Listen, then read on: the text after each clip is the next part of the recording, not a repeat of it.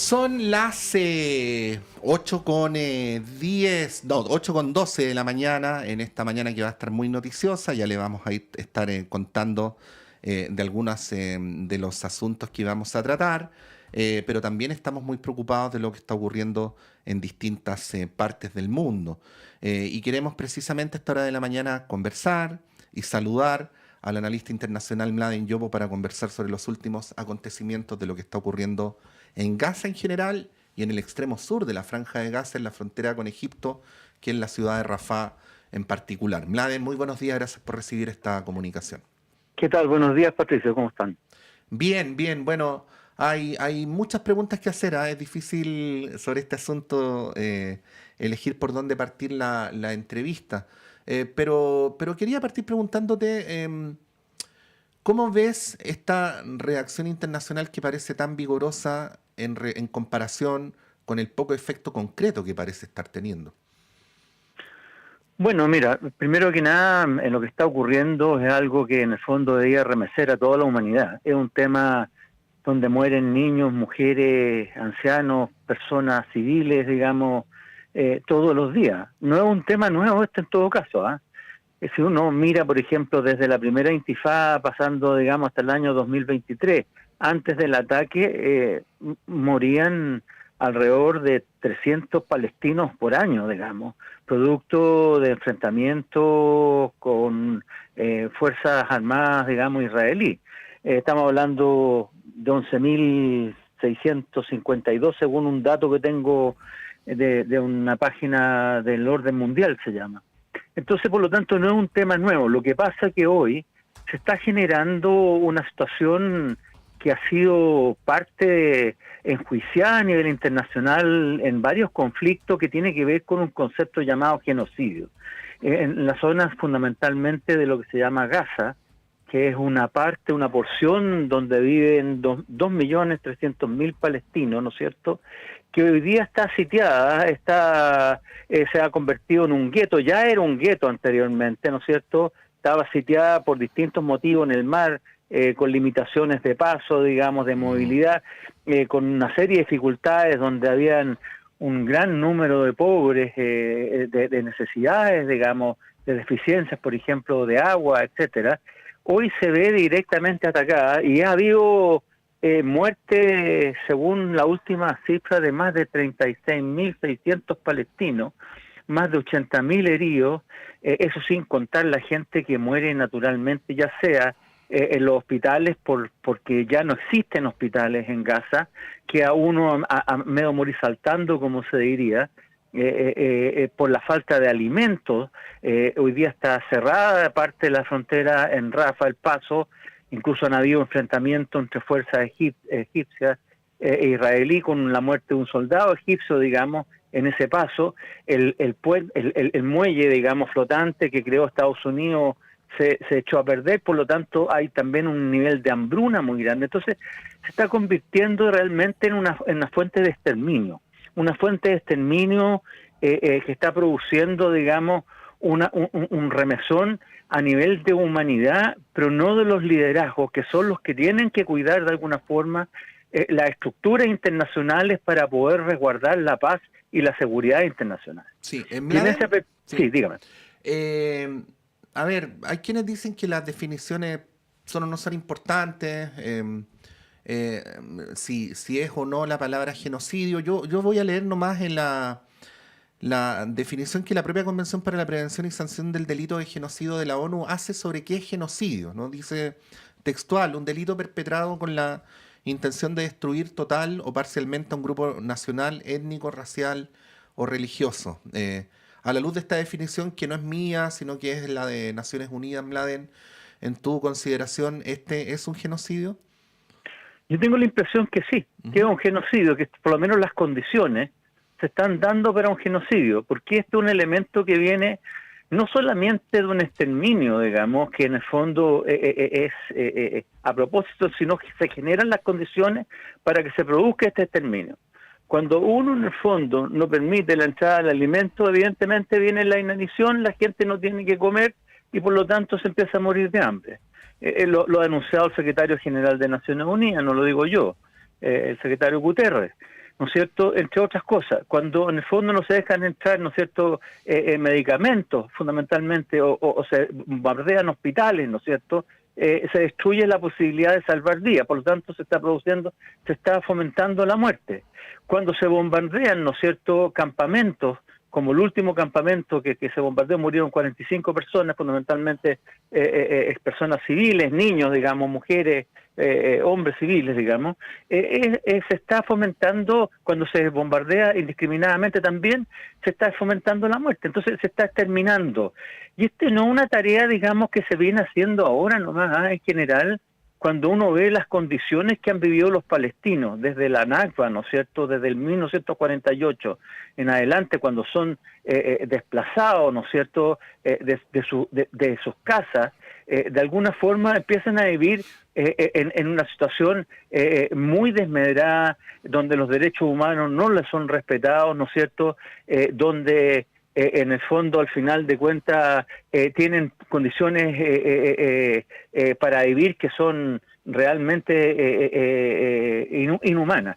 Y en esa perspectiva, yo diría que todas las actuaciones que ha tenido el gobierno de Israel frente al tema palestino, excepto, digamos, cuando fueron los acuerdos de Oslo y cuando tuvieron gobiernos fundamentalmente que se abrieron al diálogo en el 1993, en general había un acoso a lo que es la vida palestina. Mira, te digo, es decir, desde leyes, por ejemplo, desde la ley de bienes ausentes del 50, o la ley, ¿no es cierto?, de asuntos legales administrativos que les prohibía a los palestinos reclamar propiedades que perdieron en el 48, o las ordenanzas militares, ¿no es cierto?, de que sirven, ¿no es cierto?, para demoler estructuras palestinas sin previo aviso, o para confiscar ciertos elementos móviles.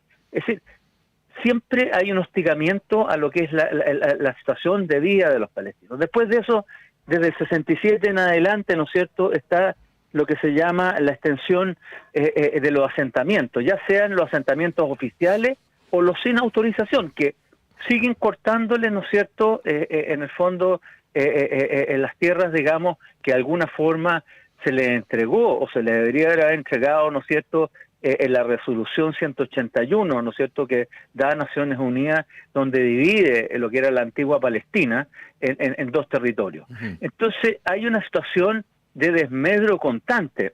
Por ejemplo, en el caso de Gaza, si estamos hablando específicamente, el 58% antes del bombardeo, nosotros ya vivía en situación de pobreza. 54% de los habitantes tenía inseguridad alimentaria.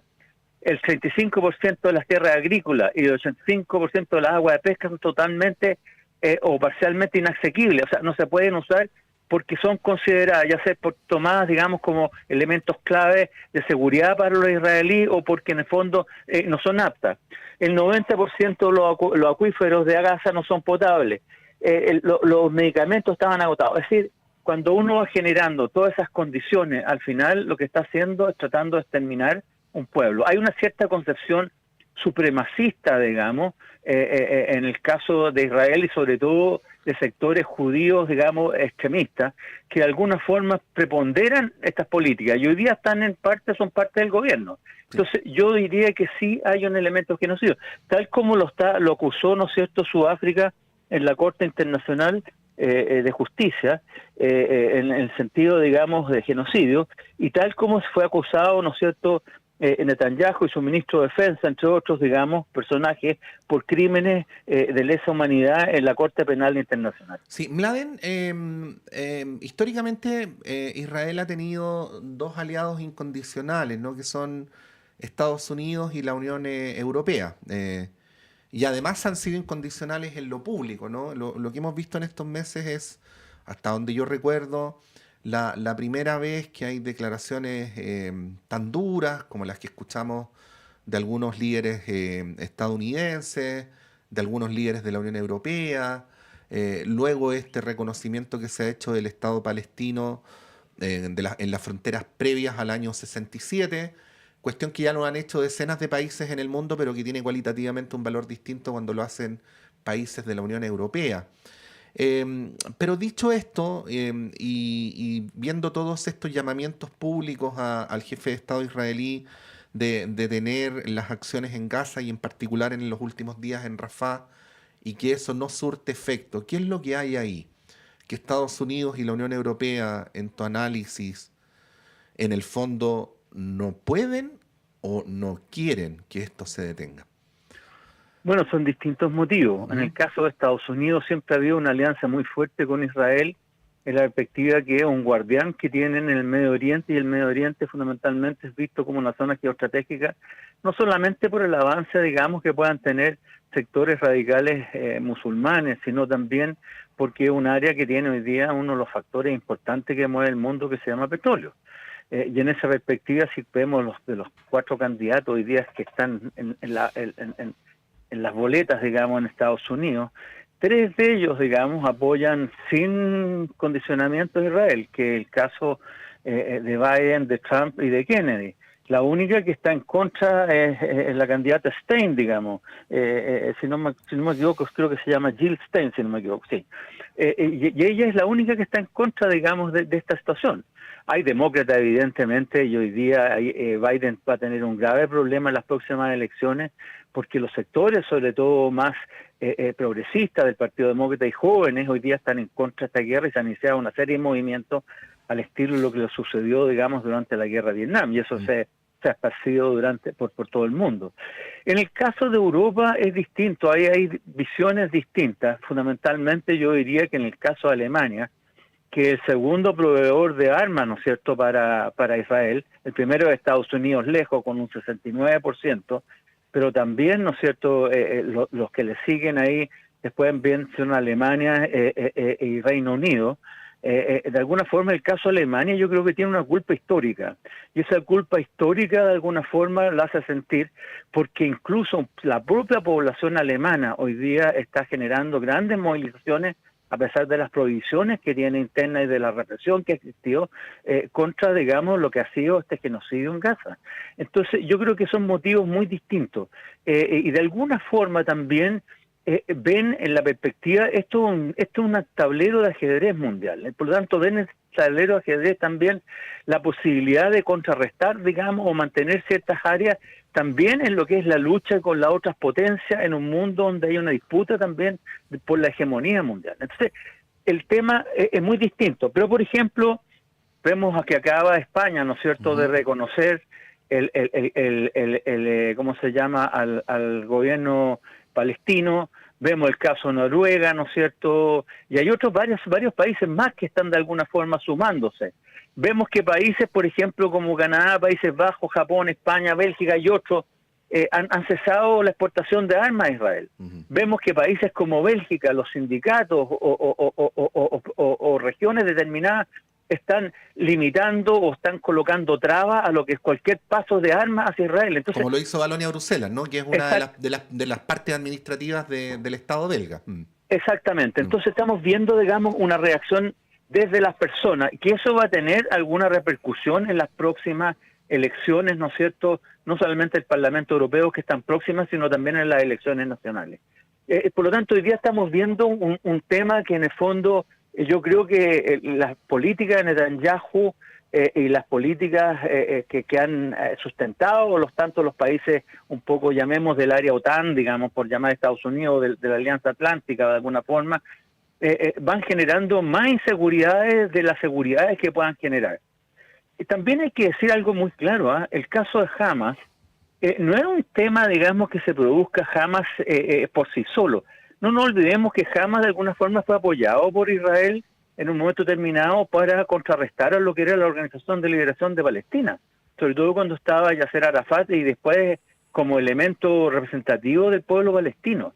Incluso pidió, hay unas correspondencias por ahí medias secretas, que pidió, digamos, en el fondo apoyar, ¿no es cierto?, a Hamas, a Qatar, darle apoyo a Hamas. Entonces, aquí hay un tema que en el fondo es como, hay que mirar un poco el proceso histórico. Y el proceso histórico, cuando uno lo empieza a mirar, va a ver que en el fondo, aquí hay un país que en el fondo no ha contemplado un poco todos esos avances que ha tenido la humanidad desde el 48 con la Carta de Derechos Humanos, con las resoluciones de Naciones Unidas. Pensemos que Israel, en el caso de derechos humanos, dicho por Amnistía Internacional y por una serie de organismos internacionales, digamos, que son no gubernamentales, ¿no es cierto? Solamente ha acatado el 0,5% de las resoluciones en relación a los derechos humanos internos de los palestinos. Ese es un tema no menor, y este es un tema que se viene repitiendo desde el año 48 para adelante.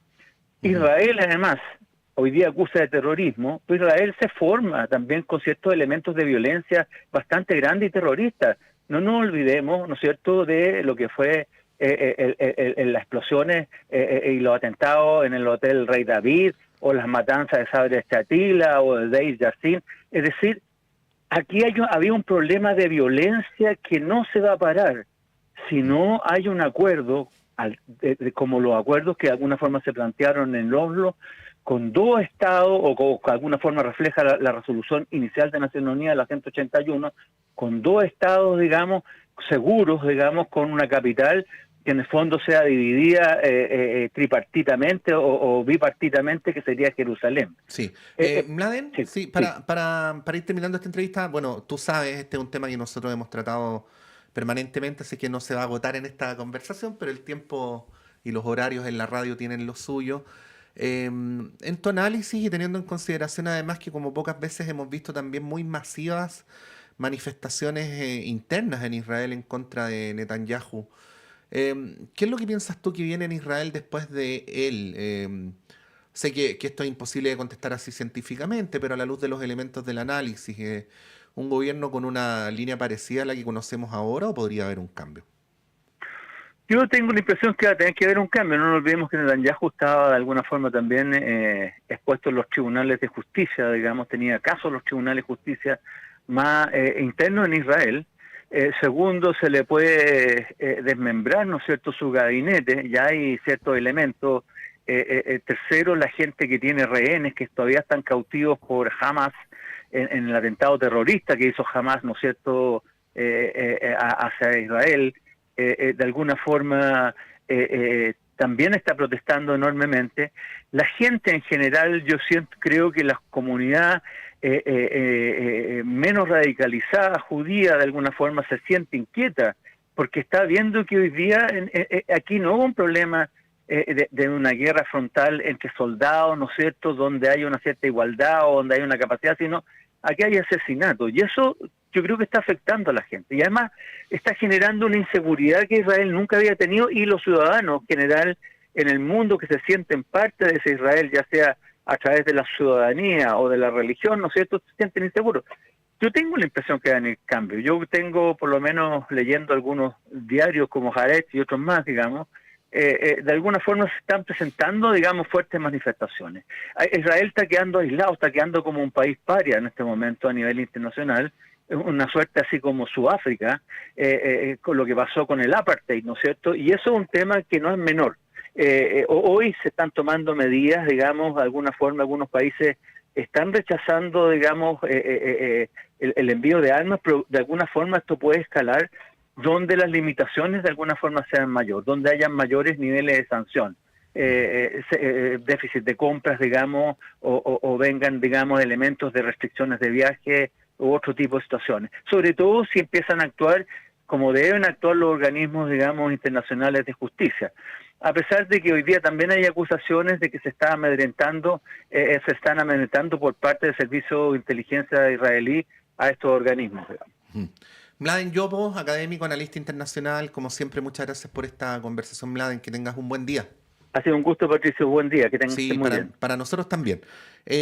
Son las 8:31, vamos a hacer un breve alto y a la vuelta de esta conversación vamos con nuestro panel, donde hay mucho que conversar. Por de pronto, en los próximos minutos se va a proceder a la formalización del alcalde de Recoleta, Daniel Jadwe. Había una convocatoria de manifestación previa. Bueno, todo eso lo estamos cubriendo desde ya y les iremos contando. Vamos a una pausa y retornamos.